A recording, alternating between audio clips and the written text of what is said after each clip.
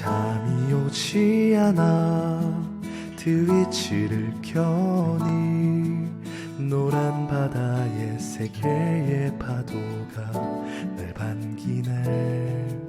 별이 빛나는 밤에 당신은 더욱 빛나네. 오늘은 이런 일이 있었구나.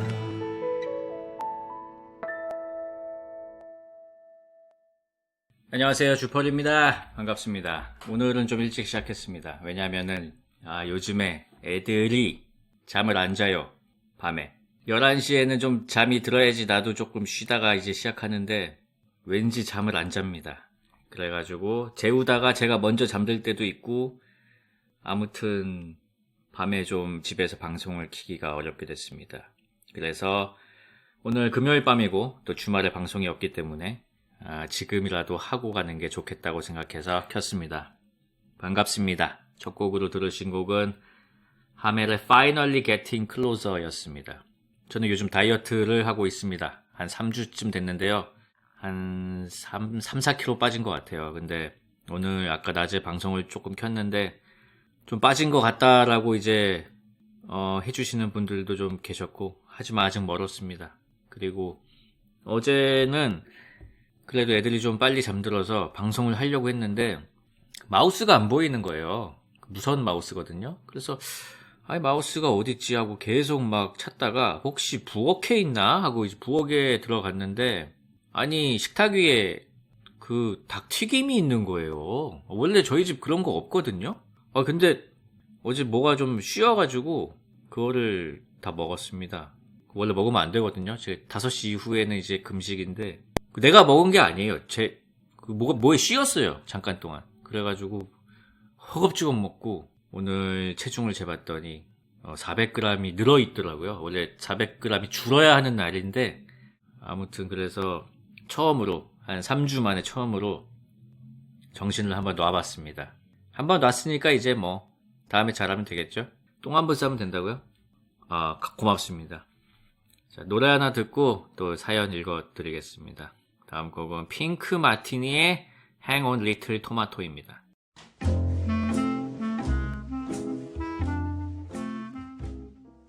핑크 마티니의 Hang on Little Tomato였습니다. 댓글이 Sounds like a song that would be in a Pixar film. 픽사 영화에 나오는 음악 같다. 정확하네요. 뭔가 픽사 냄새 난다. 그 픽사에서 이번에 소울이라는 애니메이션이 개봉을 했는데 참 보러 가고 싶은데 시간이 없네요. 극장이 6시면 닫아버리니까. 그 저승 얘기 같던데 대충 보니까. 잠깐만. 저승? 저승이라고? 참나. 자, 사연 좀 읽겠습니다. 안녕하세요, 펄디. 저는 기념하는 것을 좀 싫어하는 펄떡이입니다. 사실 생일이나 결혼 기념일 이런 거는 기념해도 괜찮은데, 연휴 후 월요일을 의식한다거나 새해라서 나이를 더 먹는 걸 대단하게 생각하지는 않습니다. 근데 주변에서 이걸 굳이 챙기는 걸 보면 좀 스스로를 불행하게 하는 것 같아서 싫어요. 나 이제 34이야. 와, 나이 많다라던가 일요일 밤부터 월요일부터 시작될 주중을 걱정하는 건 사실 앞으로 올 35 혹은 다음 주 주말을 생각하면 어쩌면 아무것도 아닌 일인데 말입니다. 굳이 그걸 말로 옮기는 사람들은 오히려 그 생각 때문에 스스로 먼저 피곤해지는 건 아닌가 싶습니다. 아니면 제가 너무 무심하고 무던한 걸까요? 펄디는 어떻게 생각하시나요? 이게 기념하는 거랑 전혀 다른 거잖아요. 다음 주 월요일이나 뭐 나이 먹는 거 걱정하는 게 기념하고는 다른 거잖아. 저는 저에 관련된 기념일은 안 챙겨도 좋아요. 근데 남 거는 좀 챙겨주려고 하는 편이에요. 그래서 굉장히 좀, 어제도 생일이어가지고, 친구 생일이어가지고, 기프티콘으로 뭐 보내주는 거 있거든요, 제가. 맨날 이제 소고기 한두 군 보내주거든요. 그리고 이제 다음 주가 사모님 생신인데, 뭘 갖고 싶냐고 물어봤는데 없대요. 이런 게 제일 힘들어, 이제. 없대. 있으면 참 좋은데.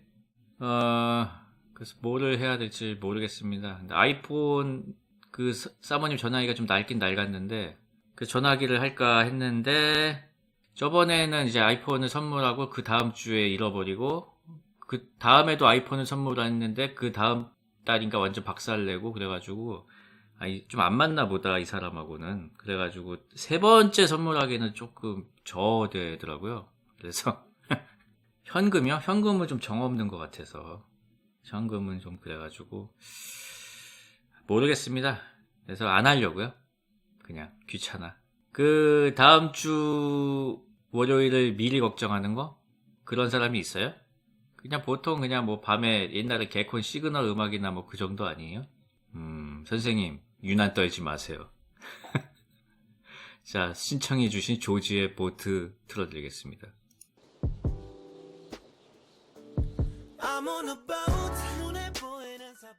조지의 보트였습니다. 다음 사연입니다. 안녕하세요, 쭈펄님.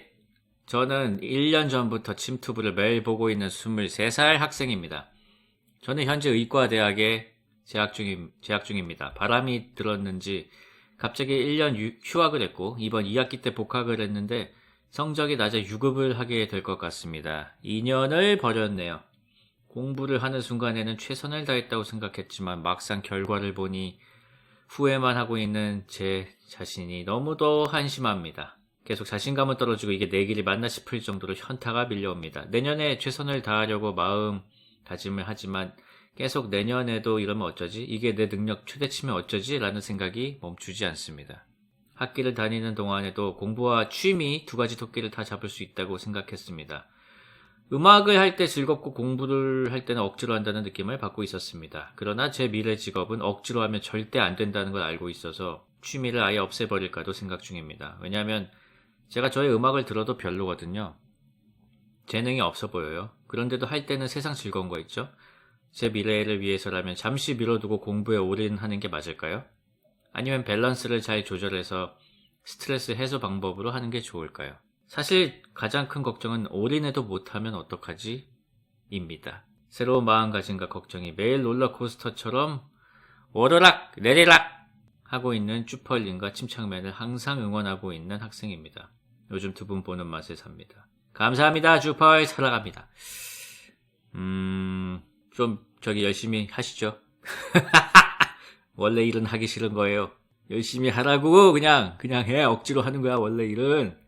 그리고 음악 취미를 뭐 어느 정도로 하길래 공부에 방해가 되는 수준이죠? 사실 그렇게 많이 안 하지 않아요? 사실 딱 따져보면은 시간을 딱 정해놓고 보면은 그 기타가 안 느는 친구들 보면은 사실 별로 안 쳐서 안 느는 거야. 그 띵까띵까 한 5분 하고 이제 안 쳐. 그래서 안 느는 거 아니에요? 그 좀 들이파서 하든가 아니면은 그래서 뭐 재능의 문제인지는 잘 모르겠는데 뭐 결과물을 뭐 들어보질 못했으니까 아무튼 의과대학을 갔으면은 수련을 좀 더 공부를 열심히 해야 될 것 같습니다.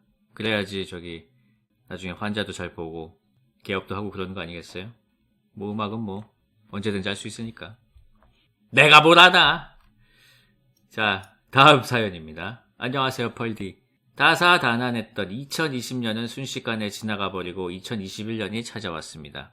고딩 때보다 뭐가 나아졌는지는 모르겠는 반백수 대학생은 임용고시에 떨어지고 오피셜 백수로 전직하는 데 성공했습니다. 나 임고생.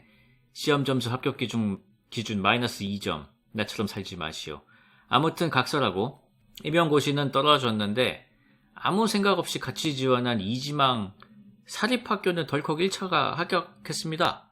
뭔가 아예 떨어졌으면 마음 다잡고 다시 공부하겠는데 뭔가 얻어맞다가 만 듯한 찝찝한 느낌이네요. 아무 생각 없이 넣은 거라 집에서 한참 떨어져 있는 것도 얼마 전에 알았습니다.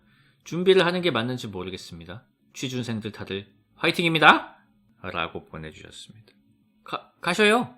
집에서 떨어져 있어? 오히려 좋아. 이참에 독립하는 거죠. 사립학교? 재밌겠다. 언제 또 기회가 이렇게 올지 모릅니다. 가시면 되겠습니다. 자, 하나 더 읽어볼까요? 대학교 1학년 때 동기들과 항상 점심때 학교 앞 김밥 천국에서 밥을 먹었습니다. 전공 서적도 사고 이것저것 한다고 돈이 없었던 저와 친구들은 항상 저렴한 단품 메뉴만 먹었죠. 우연찮게 제가 동기들 중 처음으로 알바를 시작하게 되었고 첫 월급을 받고 또 어느 날처럼 동기들끼리 김밥 천국에 갔습니다. 다른 친구들은 라면, 돈가스 하면서 메뉴 종이를 체크하고 있을 때 한 친구가 물었습니다. 너 뭐 먹을 거야? 그때 저는 허세 가득한 목소리로 대답했습니다. 스페셜 정식. 거기 있던 모든 친구들의 시선은 저에게 향했고 당당히 한 번 더 외쳤습니다. 스페셜 정식. 멋있네요. 멋있네. 자, 노래 한 곡 듣고 왔습니다. 다음 곡은 A Great Big World, Say Something입니다.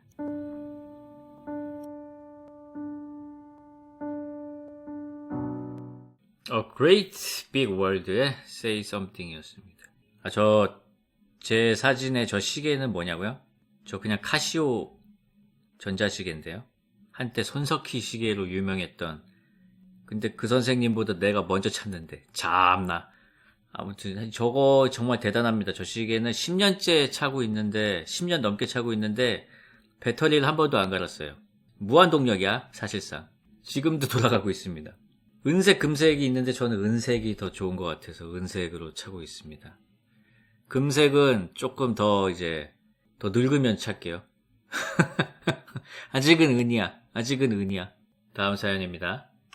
오늘 사연들은 1월 8일 사연들이고요. 안녕하세요, 펄디. 저는 지금 5개월 차 30대 초반 임산부 펄떡이입니다. 덕분에 잠 안 오는 밤 펄디의 편안한 목소리로 하루를 마무리하고 합니다. 옆에서 듣는 신랑도 목소리가 참 편안하고 안정적이다라며 좋은 방송이라고 해요.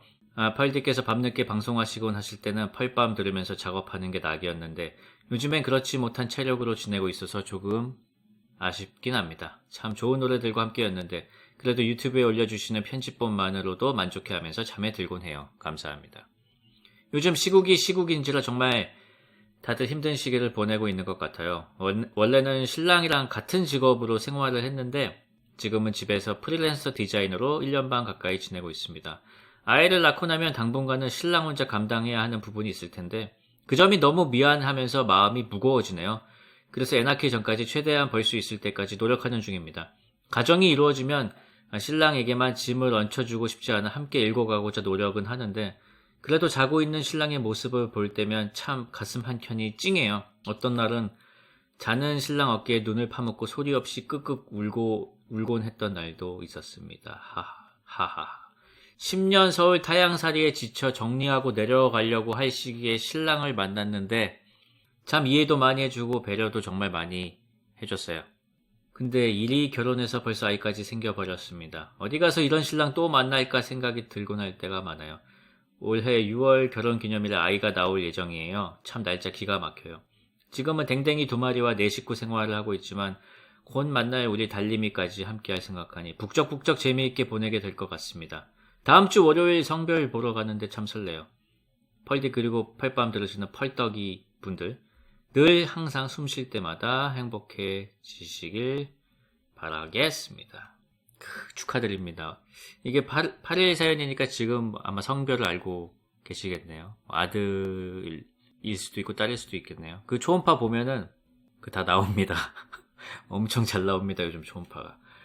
뭐 그렇게 생각 안 하셔도 될 것 같습니다. 그 아이 낳고 나면은 신랑 혼자 감당해야 하는 부분이 있을 텐데 미안할 필요가 없습니다. 왜냐면은 아이를 낳고 나면 이제 선생님 혼자 감당해야 될 부분이 엄청 많이 생기기 때문에 오히려 섭섭해지는 걸 걱정해야 됩니다. 지금 이렇게 예쁜 마음이 과연 쭉 이어질지 제가 지켜보겠습니다. 지금 굉장히 근데 너무 정말 아름다운 마음이네요. 정말 아름다운 마음이고 꼭 저희 6월 달에 순산하시길 바라겠습니다. 신청해 주신 곡 보내드리겠습니다. 시아의 스노우맨입니다.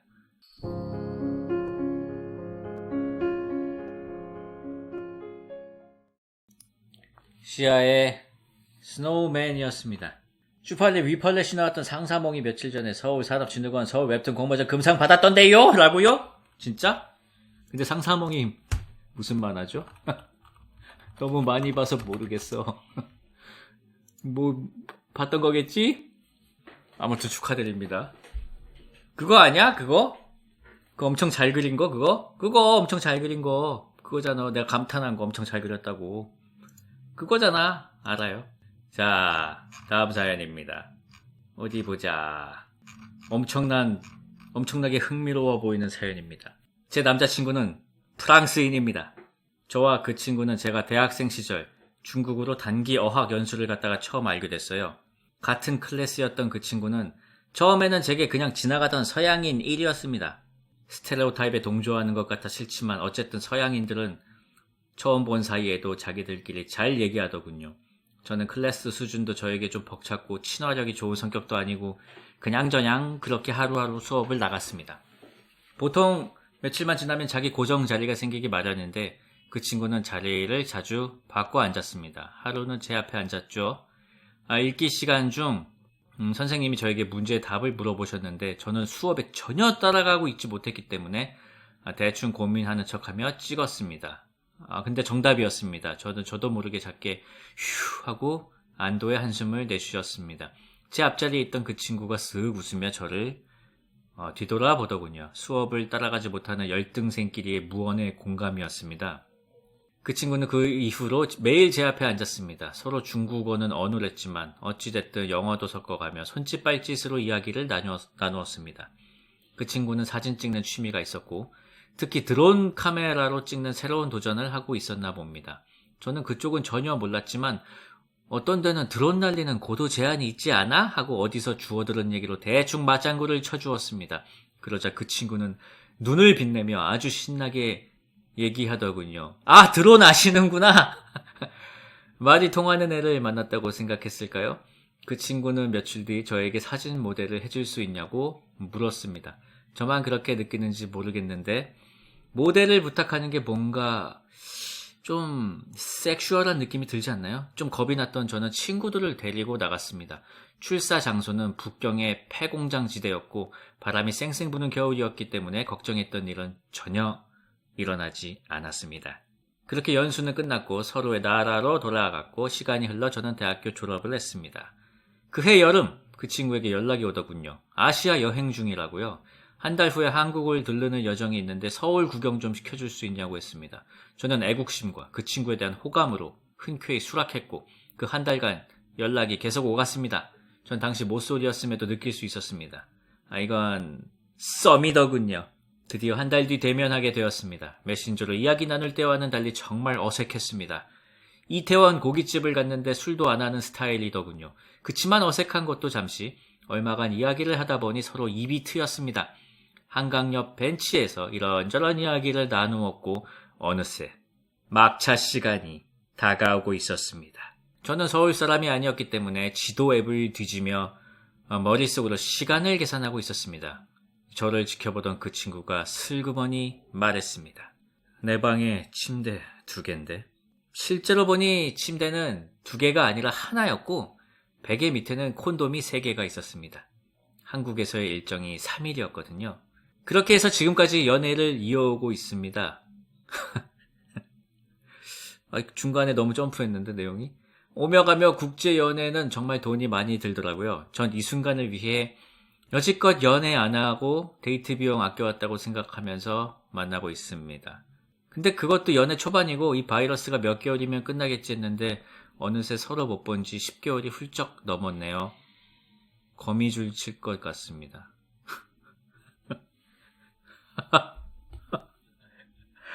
그 친구가 저에게 들려준 노래 하나 놓고 갑니다. 클로드 프랑스와의 벨벨벨, 미녀라는 뜻. 하! 1, 2, 3, 주펄, 봉, 꼬레지 라고 보내주셨습니다. 그 스파이더맨 주제가 신청하지 그래서 아무튼 들려드리겠습니다. Un jour mon père me dit fiston, je te vois sortir le soir. 클로드 프랑스와의 벨벨벨이었습니다. 어서 코로나 끝나서 남자친구 많이 자주 뵀으면 좋겠네요. 다음 사연입니다. 펄님 안녕하세요. 다시 돌아온 펄밤을 공부하면서 들으니 괜히 소소하니 기분이 좋습니다. 저의 고민은 문득 저만 누군가를 찾는 듯한 느낌이 든다는 겁니다. 군대 선임, 부임, 중고등학교 친구, 대학교 친구들까지 제가 먼저 연락하고 약속 잡고 그들과 무언가를 같이 하기 위해 노력했습니다. 저는 그들과 관계를 더 깊게 그리고 오랫동안 유지하기 위해서 연락과 만남을 주선하는데 그들한테서는 그런 제안을 받은 적이 없는 것 같습니다. 괜히 초대받지 못하고 기웃기웃거리면서 서성거리는 것 같아 처량하게 느껴졌습니다. 소식을 알면서도 물어보는 느낌을 받았습니다.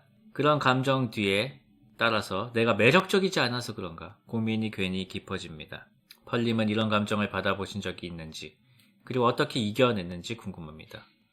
방금 사이렌 소리는 저희 사거리에 가끔 다닐 때가 있습니다. 저는 뭐 그런 적은 없는데 저도 이제 연락을 안 하는 편이에요. 누가 이제 찾아야지만 저도 만나거나 하는 선생님의 친구들 같은 성격이어가지고 먼저 이렇게 손을 내민다거나 뭐 만나자 하는 그런 성격이 아니어가지고 그 선생님이 느끼는 섭섭함을 뭐 대충밖에 모르겠네요. 대충은 알겠다. 근데 주변에 이런 사람밖에 없는 거 아니에요? 그러면 어쩔 수 없어요. 주변에 나 같은 사람밖에 없으면은 어쩔 수 없습니다. 그 손을 계속 내밀 수밖에 없습니다. 근데 중요한 거는 이 손을 내밀고 안 내밀고의 문제가 아니고 요즘에는 이게 더 이제 커진 것 같은데 왜냐면은 SNS나 이런 게 있으니까 안부가 궁금하지가 않아요. 다 알기도 하거니와 뭐 단톡방도 있고 그런 데서 이제 소소하게 얘기하다 보니까 굳이 만나서 뭐 이렇게 또 할 얘기가 없으니까 또 손 내밀고 그런 게 더 적어진 것 같아요. 코로나 시국도 있고 그래가지고 그냥 그렇게 뭐 알면 되지 뭐. 꼭 만나야 되나? 그냥 요즘에는 더 그런 게 옛날처럼 이렇게 막 와 뭐야 뭐 이런 게 점점 이제 나이 들면서 적어집니다. 특히 또 저같이 이제 결혼하고 그러면은 아예 그냥 아무도 엄두를 안 내고 있어요. 그래서 뭐 너무 슬퍼할 필요 없고 그 매력의 문제도 아닌 것 같아요. 그냥 세태가 그렇게 되는 것 같습니다. 그리고 막상 또 만나면 재밌어. 막상 만나면 재밌으면 돼요. 재미없는 거 아니에요? 그렇게 불러냈는데 재미없게 한 거 아니야? 근데 재미있어도 다음에 또 나오진 않아. 그냥 그날 재밌었다 하고 끝이지 그렇다고 해서 뭐 다음에 또 나가지도 않습니다. 아무튼 너무 그런 거 신경 쓰지 마시고요. 피곤합니다. 그런 거 신경 쓰면. 다음 곡은 원슈타인 적외선 카메라입니다.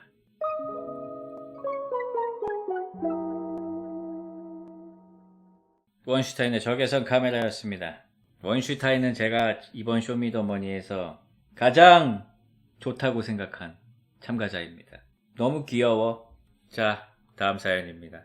플스4 프로를 재작년 1월 제 생일날 샀었지요. 아내도 게임을 조금 좋아합니다. 그래서 신혼 때 투컴으로 집에서 2대2 빠무도 돌리고 배그 듀오도 하면서 퇴근 후 소소하게 힐링을 했습니다. 플스를 사게 된 건 유부남의 5대 덕목 중 하나인 콘솔에 입문하기 위해서였습니다. 그때 아내가 제게 플스로 슈퍼마리오도 할 수 있냐고 묻더군요. 저는 고심했죠. 그래, 닌텐도 스위치보다는 고퀄 게임들이 즐비한 플스를 먼저 사는 거다. 그래서 구매 후에는 어땠냐고요? 아이들 재우고 새벽에 거실에 홀로 나와 즐기는 그 패드의 진동은 지금도 몸을 설레임에 덜덜 떨리게 만듭니다. 명작 라오어 1을 시작으로 저를 소울류의 노예로 전락시켜버린 다크소울 3, 블러드본, 세키로, 그리고 스파이더맨을 시작 유유히 뉴욕 하늘을 누비다 오늘이 온 것입니다. 2년간 타이틀을 5개밖에 못했냐고 하는 펄떡이들은 미혼으로 알겠습니다. 인정.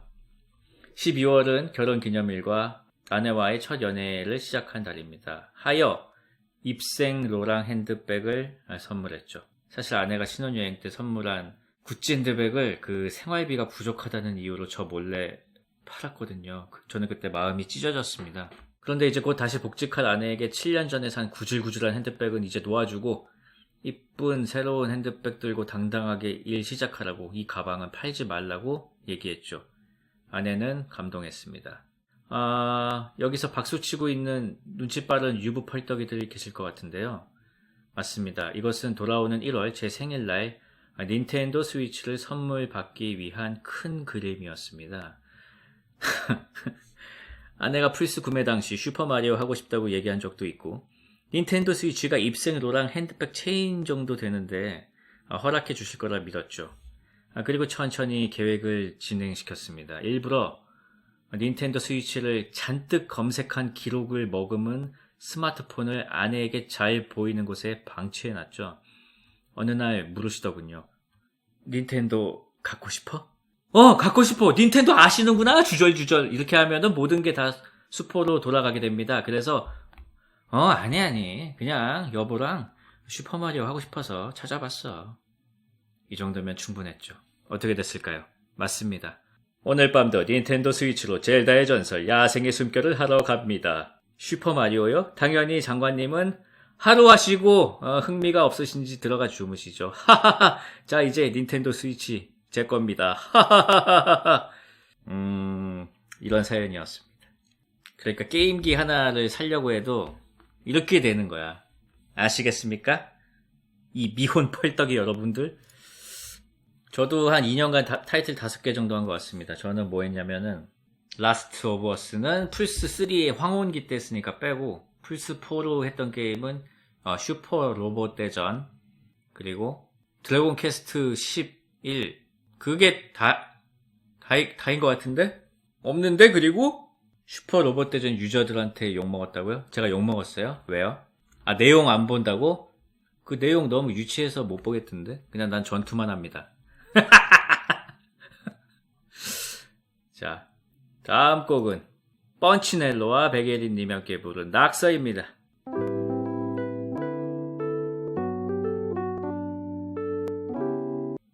펀치넬로님과 백예린님의 낙서였습니다. 이거 며칠 전에 틀었었던 곡인데 또 틀었습니다. 좋아서. 펀치넬로님 침투부에 오셨었죠. 백예린님은 언제 오시나 모르겠네. 오시면 재밌겠다. 그죠? 다음 사연입니다. 안녕하세요, 주펄님. 트위치는 아니지만 유튜브로 주펄님 방송을 청취하고 있는 취준생 펄떡입니다. 작년 상반기에 가장 원하던 기업의 최종 면접에서 떨어져 참 힘들었습니다. 하지만 곧바로 한두 달 뒤에 하반기 채용이 열려서 아픈 마음을 추스릴 새도 없이 공부를 해야 해서 무척이나 힘들었습니다. 자취를 하는 터라 혼자 집에서 조용히 공부를 하다 보면 기분이 울적해졌는데 그럴 때마다 펄밤을 틀어놓으면 그 소리가 힘이 되었습니다. 감사합니다. 하지만 결과는 좋지 않았습니다. 필기시험은 통과했지만 1차 면접에서 떨어지고 말았습니다. 상반기에는 최종에서 떨어졌는데 하반기에서는 1차에서 떨어지다 보니 뭔가 퇴보한 느낌이라 자존감이 많이 떨어지고 말았습니다. 최근에는 한 가지 고민이 생겼습니다. 제게는 4년 동안 사귄 같은 취준생 처지인 여자친구가 있습니다. 저와 여자친구는 같은 회사 공채에 지원했습니다. 그 회사는 여자친구가 가장 가고 싶어하는 회사 중 하나였습니다. 저는 제가 기존에 준비하던 기업과 큰 범주에서는 비슷한 회사라서 지원했지만 큰 욕심이 없었고 필기시험 과목들이 제가 공부해오던 것들과 살짝 다르기 때문에 붙을 거라 생각하지 않았습니다. 그런데 발표 당일 저는 커트라인에 딱 걸치는 점수로 필기를 합격하게 되었습니다. 하지만 여자친구는 저보다 단 1점 모자란 점수, 커트라인에서 1점 모자란 점수로 탈락하고 말았습니다. 여자친구는 이전 채용에서는 2점 차, 이번에서는 1점 차로 떨어진 터라 많이 우울해하고 있습니다. 그리고 저는 많은 기대도 욕심도 없이 지원했던 터라 미안한 마음이 생깁니다. 특히 뭐 하고 있냐는 여자친구의 질문에 면접 준비하고 있다고 답할 때마다 무척 미안합니다. 방구석 찐따 같던 저를 그나마 사람같이 만들어준 소중한 여자친구입니다. 어떻게 해야 조금이라도 여자친구의 감정을 안 상하게 만들어줄 수 있을까요? 요거 있잖아요. 그런 일은 그냥 충분히 있을 수 있거든요. 원래 옛날에도 막 오디션 그냥 친구 따라갔다가 열심히 준비한 친구는 떨어지고 붙어가지고 가수 된 사람들 꽤 있어요. 옛날 인터뷰 보면은 친구 따라갔다가 그냥. 근데 뭘 잘못했냐면 선생님이 채찍 들어갑니다. 뭐 하고 있냐는 여자친구의 질문에 면접 준비를 하고 있다고 답할 때마다 무척 미안합니다. 그거 왜 면접 준비를 하고 있다고 대답을 하지? 너무 솔직한 거 아니야? 그냥 텔레비 보고 있다 그래. 그거 왜 회사 그거 생각나게 만들죠? 눈치 챙겨. 그 생각을 좀 안 나게 하죠. 나는 그게 걱정이야. 이거 회사 들어가면 맨날 데이트할 때마다 회사 얘기할까봐. 오늘은 회사에서 이런 일이 있었어 하면서 쫑알쫑알 될까봐 너무 걱정이다 진짜. 좀 눈치를 챙기시고 회사 얘기는 좀 적당히 하시고 아시겠죠? 자, 다음 곡은 소윤의, 황소윤의 윙스입니다.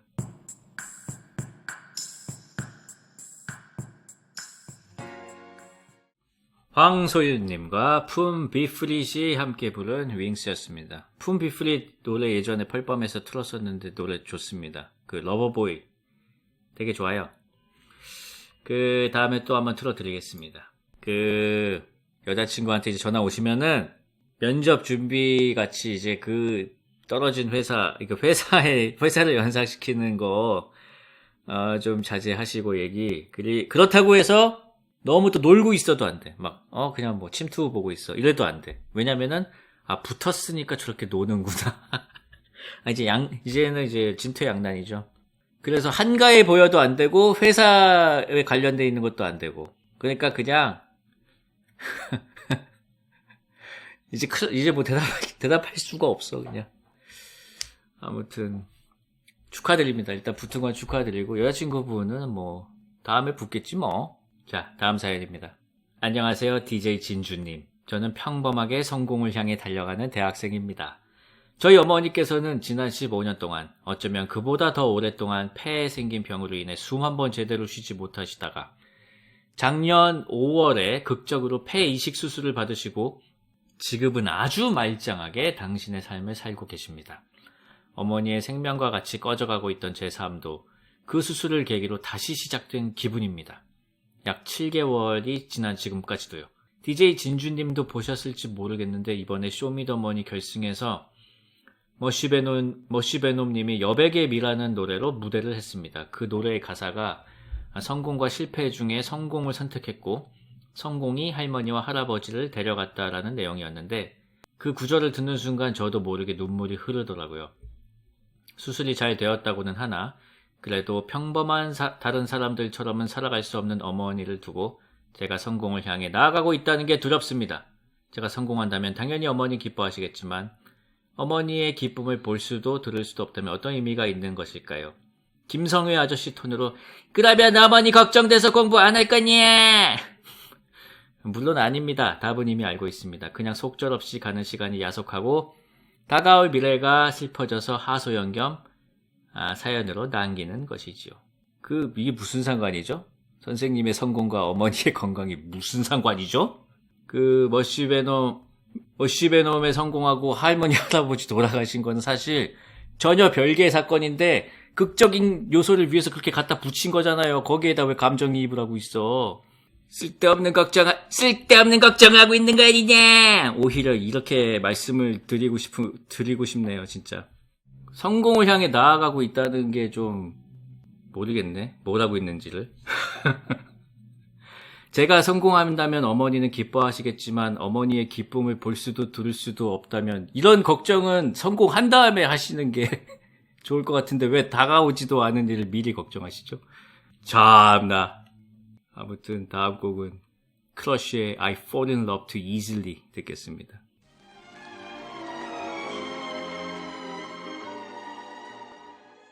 그 노래가 나오는 동안에 좀 이제 생각을 해봤는데요. 저도 이제 어머니께서 몸이 되게 안 좋으세요. 큰 수술도 여러 차례 받으시고 그랬는데 저랑 제 동생이 이제 제 갈 길 잘 찾아가고 그러니까 그런 거를 정말 좋아하시는 것 같더라고요. 어머니도 이거 듣고 계실 텐데 아무튼 꼭 본인이 잘 되시길 바라겠습니다. 그게 제일 최고의 효도다. 뭐 그렇게 생각하고 있습니다. 자, 어디 봅시다. 다음 사연입니다. 안녕하세요. 저는 감정평가사라는 전문직 시험을 준비 중인 올해 27살 대학생입니다. 한 해에도 몇 명 뽑지 않는 직업이기 때문에 잘 모르실 수도 있겠습니다. 그거야 그렇고 9일 올라온 펄밤에서 만화나 음악을 업으로 하려는 사람에게 먼저 취업을 하기를 권유하시는 말을 듣고 이렇게 사연을 드려봅니다. 저는 대학교 1, 2학년 때 문학 동아리를 하면서 문학에 흥미를 가졌고 군대에서는 언젠간 글을 써야겠다는 꿈을 세웠는데요. 사실 흥미의 시작은 소설이었지만 서사 콘텐츠 전반에 관심이 많아 영화도 많이 보고 애니나 만화 전반에도 관심이 많습니다. 그러다 보니 이제는 딱 소설가라기보다는 만화가나 영화평론가 같이 문화계에서 창작이나 비평활동을 하고 싶다는 게 제 정확한 꿈이겠네요. 그런데 24살 복학 후에 배낭여행도 많이 다니고 사람도 만나면서 느낀 바로는 일단 문학이든 예술이든 뭐든 사람은 현실에 발을 디딘 채로 살아야 한다는 것이었습니다. 또 집안 형편도 그저 그렇고 제 스스로도 성격이 좀 보수적이라서 주변 친구들처럼 막 자기 좋아하는 일에 몸을 던지고 이렇게는 못하겠더라고요. 복학 후에 이런저런 글도 좀 쓰면서 우유부단하게 일본 취업도 기웃거려보고 컴퓨터 복수 전공도 해보고 여러가지 기웃거려봤지만 돌아 결국 전문직 시험을 준비하자는 마음으로 작년부터 공부 중입니다. 마침 머물고 있는 학사에서도 고시생들에게 3년간 더 머물게 해주는 제도도 있었고요. 여차저차 작년 여름부터 열심히 공부 중입니다만 생각보다 쉽지 않네요. 앞으로도 몇 년을 더 공부해야 붙는 시험이기 때문에 공부를 하면서도 항상 막막함이 엄습해와요. 붙기만 하면 생활에 여유도 생기고 제가 하고 싶은 창작 활동도 본격적으로 시작할 수 있게 되고 무엇이 되었든 퍼펙트지만 아직도 아득히 먼 기분입니다. 올해 27살 또 저는 이거를 못 견디겠어요.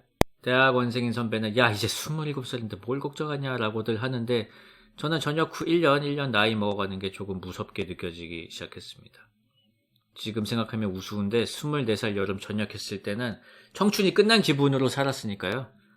공부야 혼자 아득바득 열심히 하면 붙는 거지만 30살이 다 되어서 창작 활동을 시작하면 좀 늦는 게 아닐까 하는 생각도 들고요. 그때까지 연애도 못 해보고 스스로를 통제해야 한다는 것도 좀 비참하게 느껴지네요. 여러모로 펄님도 제 나이쯤에 고생을 많이 하신 걸로 아는데 그때마다 이런 불안과 막막함을 어떻게 견뎌내셨는지 궁금합니다. 또 27살이라는 나이를 어떻게 생각하시는지 30대에 창작 활동을 시작해도 괜찮을지 생각을 듣고 싶습니다. 30살 넘어서 데뷔한 작가들이 정말 수두룩 빽빽하고 그 사람들은 대부분 다른 일을 하다가 온 작가들이 굉장히 많습니다. 지금이야 그런 관련 학과들이 생겨서 이제 전공자들이 많이 있지만 그럼에도 불구하고 큰 두각을 나타내는 작가들은 대부분 다른 일을 하다가 투신한 작가들이 많습니다. 전혀 나이는 전혀 문제가 되지 않습니다. 재미있냐 없냐만 봅니다. 100살짜리 할아버지가 만드는 게 무슨 상관입니까? 재미만 있으면 그만이지. 안 그렇습니까? 전혀 늦지 않았습니다. 그렇기 때문에 지금 준비하고 계시는 감정평가사 뚝딱 붙어가지고 쓰시면 되겠습니다. 근데 확실히 그런 건 있어요. 그 나이대에 쓸 수 있는 것들이 있고 그 나이가 지나면 좀 쓰기가 힘들어지는 게 있긴 있죠. 근데 그거는 그 나이대에 쓸 수 있는 걸 쓰면 되니까 상관없어요. 그러니까 제가 소년 만화를 그릴 수는 없겠죠. 왜냐면 이제 그런 감성들이 다 날아갔으니까. 20대만 됐어도 그릴 수 있었겠죠. 그래서 저는 막 40살, 50살 넘어서도 그런 소년 만화를 그리는 작가들이 진짜 대단하다고 이제 생각하는데 그거는 사람마다 다르니까. 그래서 저는 이제 성인 만화를 좀 아무튼 시험 잘 보시길 빌겠습니다. 지금 하고 있는 경험들이 나중에 창작에 또 밑거름이 될 수가 있습니다. 지금 그 고시원에서의 생활들이. 그 고시원 만화 있잖아요. 그거 드라마 돼서 엄청 히트친 거. 그거 그런 게 왜 나왔겠어. 지금 생활들 이런 것도 다 이제 나중에 소재가 될 수 있습니다. 타인은 지옥이다. 자, 다음 사연입니다. 쭈팔. 저는 20대 후반 1년차 신입 사원입니다. 저는 제 직장 상사를 짝사랑하고 있는데요. 원래는 제 직속 사수였다가 지금은 옆 팀으로 가셨습니다. 저보다 8살이 많은 30대 중후반의 남자예요.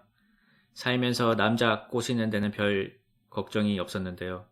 같은 회사인데다가 나이 차이도 많이 나고 결혼이 급한 사람은 처음 좋아해봐서 어떻게 해야 할지 고민이 많습니다. 나이 차이 많이 나는 아내분의 마음을 성공적으로 얻으신 쭈펄님의 조언을 듣고 싶어요. 신청곡은 데일리 스파이스 노래로 부탁드려요. 사수가 이거라도 듣고 제 마음을 알면 차라리 마음 편하겠네요. 근데 저는 별 도움이 안 될 것 같아요. 왜냐면은 20대 후반이고 30대 중후반이시잖아요. 저는 20살, 25살 때 만나가지고 좀 상황이 다르죠. 그렇게 그냥 사귀다가 30살에 결혼해가지고 좋아하면은 어떻게 해야 돼요? 모르겠는데요. 근데 결혼이 급하시대요? 아니 30대 중후반이라고 결혼이 급한 거는 반드시 그렇지는 않잖아요. 그거는 알고 그냥 얘기를 하셔서 아는 건가요? 잘 모르겠다. 그거 잘 해보세요. 잘 됐으면 좋겠네. 델리 스파이스 노래 보내드리겠습니다.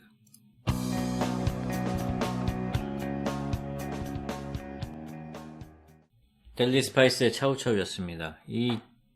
김풍 작가님 찌질의 역사에 이 노래에 대한 얘기가 나와요. 델리 스파이스 노래를 막 추천해주는 그런 내용이 있습니다. 이때가 97년인데, 김풍 작가님이 20살이었겠네요. 제가 이때 17살이었으니까. 97년이면은 제가 고등학교 1학년이었습니다. 김풍 작가님은 아마 재수하고 계셨겠네요. 노래가 지금 들어도 참 좋다. 브리티시 락이라고 하나? 엄청 영국 느낌 난다, 뭔가. 좋네요. 안녕하세요, 주디. 올해 28이 된 펄떡이입니다. 되게 저희 청취자 선생님들은 20대 중반에서 30대 중반이 많은 것 같네요. 아무튼. 안녕하세요. 매번 듣기만 하다가 저도 사연을 보내봅니다. 혹시 주펄 작가님은 믹스 커피를 좋아하시나요? 달달구리한 맛과 적당한 농도, 그리고 향긋한 냄새까지 가진 이 녀석을 싫어하는 사람은 찾기가 더 힘든 것 같습니다. 하지만 저는 믹스 커피를 단 한 모금도 마시지 못하는 몸입니다. 커피나 프림 알레르기가 있냐고요? 아닙니다. 전혀 없습니다. 저는 가지나물과 애호박 나물을 재배하고는 책상 다리도 씹어먹는 건강한 청년입니다. 다만 저는 정신적으로 믹스 커피 PTSD를 앓고 있습니다. 때는 7년 전 믹스 커피와 관련된 한 사건으로 1년 정도 마음고생한 뒤부터 믹스 커피만 보면 제자리에서 공중제비를 우로 3바퀴 좌로 4바퀴를 구른 후 10cm의 아메리카노를 한 곡 완창한 뒤에야 결국 겨우 진정할 수 있게 되었습니다. 2014년 저는 강원도 삼척 뒤뜰의 바다가 펼쳐진 사무실에 배치되어 행정병으로서 국방의 의무를 시작했습니다. 침착맨이 근무했던 그 23사단의 사단 본부였죠. 사단 본부인 만큼 계급이 높은 간부들과 타 부대 손님들이 많이 찾아왔었고 사무실 막내였던 저는 자연스럽게 믹스커피를 타는 기계가 되어 있었습니다. 누군가가 우리 커피나 마실까? 라고 말하거나 손님이 오는 것 같은 느낌이 들면 제 몸뚱이는 파블로프의 개마냥 커피를 타곤 했죠. 군대였고 막내이기도 했으니 커피를 타는 것 자체는 큰 불만이 없었습니다. 하지만 문제는 다른 곳에 있었는데 바로 피중위의 까다로운 커피 입맛이었습니다. 제 직속 상관이었던 피중위는 사무실에 비치된 2가지 종류의 커피 믹스 중에 연하 느님이 그려진 막심 골드 커피만 마시는 개같은 미식가였던 것이죠. 심지어 연하 커피가 다 떨어져서 나머지 한 종류였던 네슬레를 몰래 타각이라도 하는 날에는 야! 나도 막심 골드만 마신다고 했지? 에이씨, 야 이거 버리든가 너나 마시던가 해. 라며 지로를 오지게 했더랍니다. 이상하게도 네슬레는 사무실 창고에 어마무시하게 쌓여있는 반면 연하커피는 항상 입고가 되지 않아 부족 현상에 시달렸기에 2등병이었던 저는 연하커피가 다 떨어지면 어떡하냐는 걱정으로 항상 똥꼬에 힘을 주고 있어야만 했습니다. 게다가 다른 간부들이나 선임들에게도 피중위의 지롤 덕분인지 아무 근거 없이 연하커피가 더 맛있다는 분위기가 퍼져서 연하커피의 재고는 더욱더 항상 위태로웠습니다. 그러던 어느 날 커피를 가지러 창고에 간 저는 그만 똥꼬에 힘이 풀려버렸습니다. 아직 연하커피 재고가 들어오려면 일주일이나 남았는데 연하커피가 작은 박스로 1개밖에 남지 않은 것이지요. 대략 10개 정도 들어있습니다. 하지만 저는 강한 대한육군이었기에 간신히 똥꼬에 힘을 주고 다시 정신을 차렸습니다. 그리고 과감하게 그 한 상자를 건빵 바지에 몰래 꼬불쳐 제 사무실 책상에 숨겨두었습니다. 그렇지 않으면 피중위는 하루에 최소 2-3번씩 커피 가지고 지로를 할 것이 분명했고 2등병의 멘탈로는 그것을 견딜 수가 없었기 때문입니다. 아무튼 위험한 도전 덕분에 저는 정상적으로 피중위에게 연하커피를 공급할 수 있었습니다.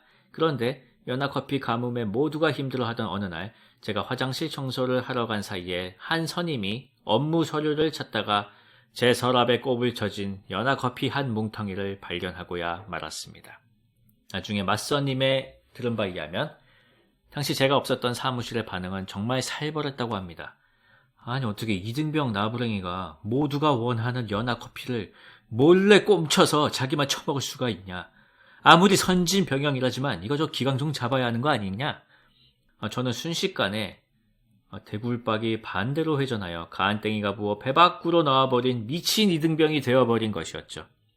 하지만 당신은 윤일병 총기 난사 사건이 터진 지 채 1년이 지나지 않은 시점이라 매우 민감한 시기였기에 결국 아무도 그 일로 저를 나무라지는 않았습니다. 아무튼 다만 저는 그날부터 이유도 모른 채 선임들에게 미움을 받기 시작했고 결국 그 당시 사무실에 있던 선임들이 대부분 전역할 때까지 약 1년간 마음고생을 해야만 했습니다. 나중에 당시 현장에 있었던 맞선임이 병장 2호봉이 되고 나서야 그날의 진실을 전해 듣고는 저는 정신이 아득해져 그만 쓰러져 버리고 말았지요. 그리고 무려 10분 만에 겨우 다시 눈을 뜰 수 있었고 그 후부터 저는 믹스커피만 보면 발작 증세가 발현되었던 것입니다. 요즘도 가끔씩 믹스커피를 볼 때면 공중제비를 돌며 헛된 상상을 하곤 합니다. 그때 선임들한테 찾아가 나 미친놈 아니었다고 피중이 때문이었다고 해명하는 그런 상상 말이지요. 사연을 적으면서도 그때 일을 다시 생각하니 정말 똥꼬가 부르르 떨리는군요. 혹시 주펄님도 저처럼 커피가 아니더라도 군대에서 억울한 오해를 받아보신 적이 있으신지요? 궁금합니다.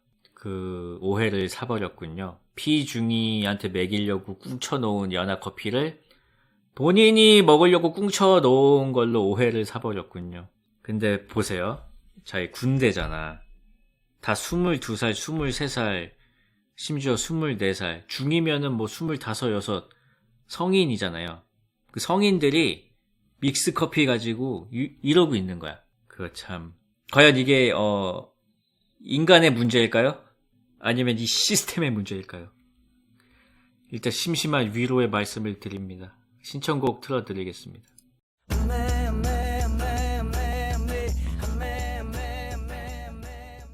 10cm의 아메리카노였습니다. 사글세 가사에 사글세가 나왔어요? 사글세 뭔지 모르세요? 삭월세가 이제 사글세가 된 거 아닌가? 그 보증금하고 월세를 계약기간 만치를 한꺼번에 다 내는 거예요. 처음에 아예 그런 게 있어. 아무튼 그러니까 월세가 만약에 50이잖아. 그럼 1년에 600이잖아요. 그럼 2년치 1200을 내고 들어가는 거지. 그리고 2년 뒤에 그냥 나가는 거지. 그런 거죠. 전세는 돌려받잖아요. 이거는 못 돌려받지. 내는 거지. 그쵸. 못 돌려받는 전세 같은 거죠. 다음 사연도 군대 관련한 게 또 있어가지고 이어서 읽겠습니다. 안녕하세요. 쭈펄님. 저는 고려대학교 공과대학에 다니는 22살 대학생입니다. 다름이 아니라 제가 3주 뒤에 논산으로 가버립니다. 작년 한 해는 코시국 때문에 오히려 더 학업에 몰두할 수 있었던 것 같습니다. 오히려 좋아. 재작년에는 빡센 고등학생 생활의 여파로 번아웃 상태에 빠져 학교도 잘 안 가고 수업 중간에 막걸리를 마시러 중앙광장으로 나갔다가 다시 들어온 적도 있었죠. 미적분학 시간에 강의실 맨 뒤에서 동기들하고 노트북으로 카트라이더를 하며 잼민이 마냥 키득거리기도 했었고 휴대폰으로 캐치마인드를 하며 지루한 일반 물리학을 보내기도 했죠. 그러다 2학년이 되어서 정신을 차리기 시작했습니다. 저는 고등학교에 입학할 때 1학년 동안 이것저것 다 해보면서 제가 잘하거나 즐길 수 있는 분야를 선택하겠다고 마음먹으며 제 진로에 대한 고민을 많이 했었죠. 그러나 고등학교 때보다 더 중요한 대학에 와서 쳐놀기만 하고 고등학교 때보다도 진로에 대한 고민을 안 하고 있더군요. 암튼 이제부터는 열심히 살아서 흥미있는 세부 전공도 생기고 그 세부 전공을 공부하고 있는 저를 상상만 해도 가슴이 웅장해지는 지경까지 이르렀습니다. 그런데 이제 군대를 갑니다. 저는 지금이 무언가를 몰두하기 시작할 때인 것 같고 가장 잘할 수 있을 거라고 자신하는데 나라에 끌려갑니다. 물론 토익이나 군 학점 같은 것이 있어 아예 아무것도 못하는 것은 아니지만 학교에 참여하고 공모전에 나가는 것 같은 것에는 한계가 있습니다. 군대를 원망하는 것은 아닙니다. 그러나 가장 잘할 것 같을 때 군 안에서 진로에 관해 중요한 것을 못하는 제 자신의 자괴감을 느끼고 스스로 부패할 것 같아 두렵습니다. 주펄님, 저는 어떤 마인드를 가지고 군을 필해야 할까요? 긴 글 읽어주셔서 감사합니다. 자, 들어갑니다잉. 왜 지금이 무언가를 가장 몰두하기 좋고 시작할 때인 것 같고 가장 잘할 수 있을 거라고 생각되는 이유가 뭔지 아세요? 군대에 가기 직전이기 때문이죠. 원래 시험 전날 게임이 제일 재밌어. 그런 생각이 드는데 군대에 가게 돼서가 아니고 군대에 가게 되기 때문에 그런 생각이 드는 거예요. 군대 갔다 와봐. 또 놀지. 군대 갔다 오면 또 논다? 새로 나온 카트라이더 하겠지. 자, 그러니까 군대에서 정신을 차리시고, 아직 정신을 못 차렸다. 군대에서 정신을 단단히 차리시고 오시고, 아마 고대 공학 가면은 군대에서도 뭐 허투루게 쓰이진 않을 겁니다. 뭐 좀 좋은 보직에서 자신의 전공을 살릴 수 있으면 좋겠고, 또 이제 짬 먹으면서 이제 뭐 시간이 좀 생깁니다. 연등이라고 이제 밤새 공부할 수도 있고 그러니까 그런 시간들을 잘 알차게 보내시고 오면은 그렇게 나쁘지만은 않다. 물론 아까 그 피중이처럼 미친놈들도 정말 많지만 좋은 사람도 있어요. 물론 나와서 연락은 안 하지만. 자, 아무튼 잘 다녀오시기 바랍니다. 건강하게 다녀오는 게 최고고. 다음 곡은 에담의 12:45입니다. It's 12:45 on a Tuesday, and I don't really care what you. 에담의 12시 45분이었습니다. 12:45. 근데 군대에서 공부하는 사람 보긴 봤거든요, 저도. 연등하는 분들. 대단하다고 생각합니다. 어떻게 하는지 모르겠어. 그 행정반에서 불 켜놓고 하더라고.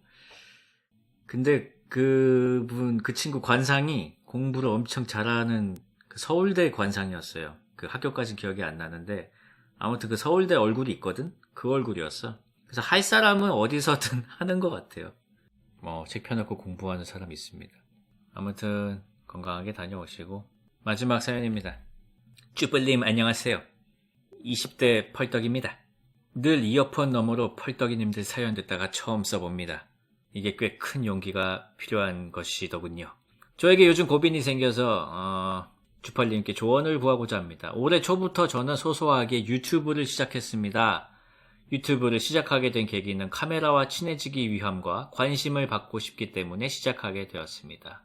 제가 배우 지망생이기 때문입니다. 아무튼 소소하게 재밌는 유튜브 운영을 하고 있습니다만 저번 달부터 저에게 악플러가 생겼습니다. 밑도 끝도 없이 외모 비하나 인신공격을 몇 달째 하는 악플러입니다. 이 사람 특징은 악플을 1, 2분 동안만 올려놓고 바로 삭제합니다.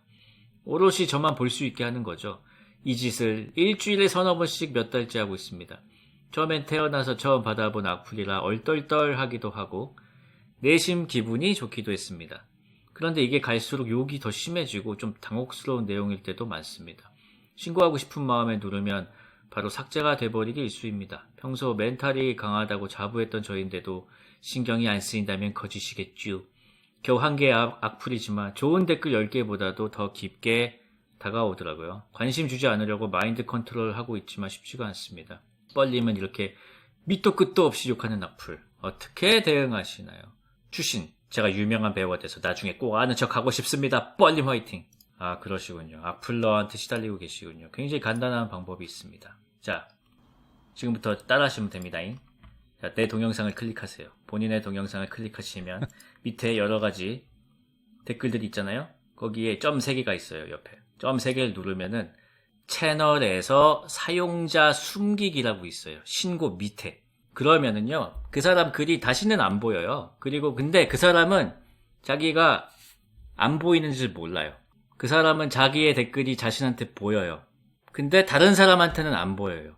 그러니까 그 사람은 계속 다른 차원에서, 그 도르마무가 있는 그런 다른 차원에서 이제 섀도우 복싱을 하게 되는 겁니다. 다른 차원에 갇혀버리는 거거든요. 그러면서 선생님은 안 보여서 좋고, 그 사람이. 이 사람은 계속 선생님 욕을 할 수 있어서 좋고. 서로 윈윈 아니겠습니까? 그렇게 하시면 되겠습니다. 그래서 신고는 아무 소용이 없고, 채널에서 사용자 숨기기를 하면 되겠습니다. 명쾌하죠? 자, 악플은 안 다는 게 제일 좋죠. 나중에 그러다가 금융치료를 당하는 수가 있습니다. 너무 심해지면은. 자, 어디 봅시다. 다음 곡은 루이스 카팔디의 Someone You Loved입니다.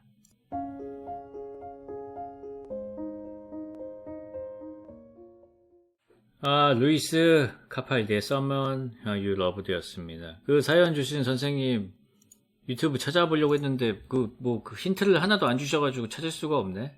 보고 싶었는데 궁금해가지고 아쉽게 됐습니다. 그 채팅창에도 궁금해하시는 분이 많네요. 저도 못 찾았다는 거. 홍보될까봐? 괜찮은데 나 홍보해도 상관없어요. 홍보할 거 있으면 보내요. 뭐 다 그렇게 돕고 사는 거지 뭐. 하무때. 근데 이제 구리면은 욕도 합니다. 그 홍보하는 게 괜찮으면은 감안하시고 저는 구리면은 바로 욕 들어갑니다. 구리다고. 오늘은 이제 벌써 7시네요. 퇴근을 할 때가 됐어. 퇴근을 또 할 때가 됐고, 오늘도 여러 사연 재미있었습니다. 오늘 뭐 군대 사연도 기억에 남고, 참 제가 요즘에 사연을 읽으면서 느끼는 건데, 다양해요. 다양한데 이제 각자의 고민들이 많아. 각자의 고민들이 엄청 많습니다. 제가 예전에 아파트 보면서 느꼈던 그런 감정하고 비슷하네요. 저희 아버지가 예전에 작품할 때 말씀하신 거였는데, 아파트를 바깥에서 보면은 되게 예쁘잖아요. 반짝반짝 베란다마다 빛나고. 근데 이제 그 집 하나하나에는 다 그 집만의 또 지옥이 있단 말이야. 어두운 부분, 그늘이 있단 말이죠. 그런 것들을 좀 들여다보게 되는 것 같아요. 이거 라디오 사연 읽다 보면. 아주 저한테도 의미가 있는 시간입니다. 여러분의 그늘들을 잘 들여봤다가 나중에 써먹어야지. 마지막 곡은 쭈니의 Amazing 들으면서 저는 가보겠습니다. 좋은 주말 되시고요. 저는 월요일에 다시 오겠습니다. 안녕히 계세요.